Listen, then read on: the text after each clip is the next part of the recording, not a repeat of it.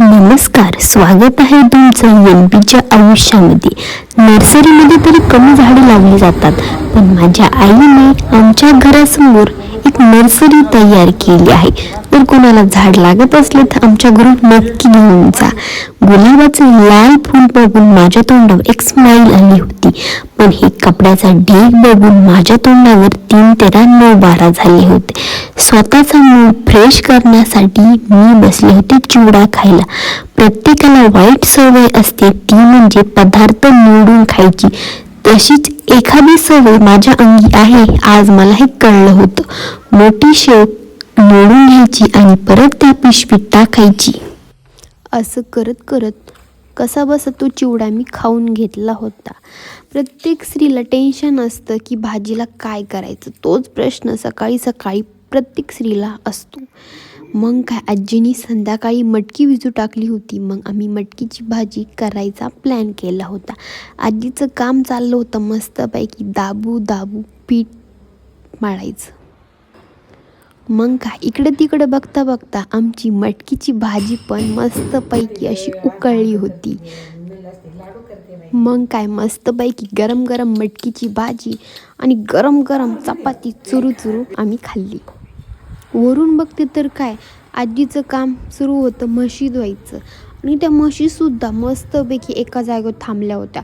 हलतही नव्हत्या आणि डुलतही नव्हत्या, कारण त्यांना माहीत होतं आजी आपल्याला मस्तपैकी चोळून चाळून अंघोळ घालणार आहे. त्याच्यामुळे ते काय हाणत पण नव्हत्या आणि काहीच पण करत नव्हत्या. आजी म्हटली, बबडी मी तुला एक सांगू का? म्हटलं काय गं? आजी म्हटली, तू चेंडू खेळलेली का कधी? म्हटलं हो गं, खेळलेली आहे.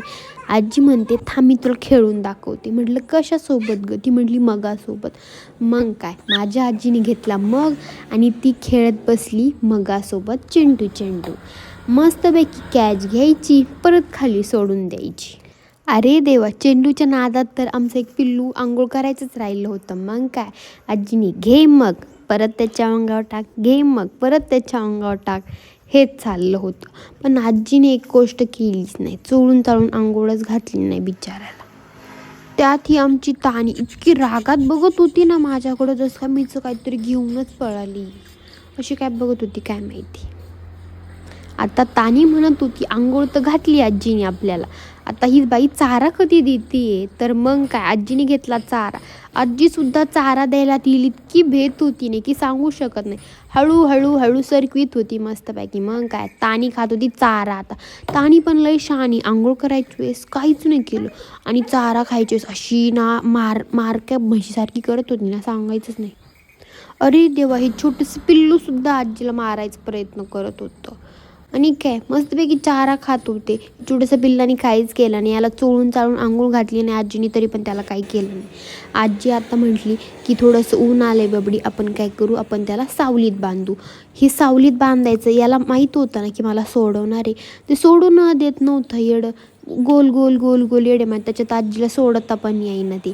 मग काय, आजीला म्हटलं काठी धर हातात, मग तुला हाणणार नाही. आजीने सोडलं. आजीला आता असं घेऊन पळत, अरे रे पळू नको रे. अरे बापरे, एवढं काय पळते? जसं काय याची एखादी एक रेस लागली. त्याला वाटलं कधी पटकन पुढं जाईन आणि कधी मला चारा खायला भेटन.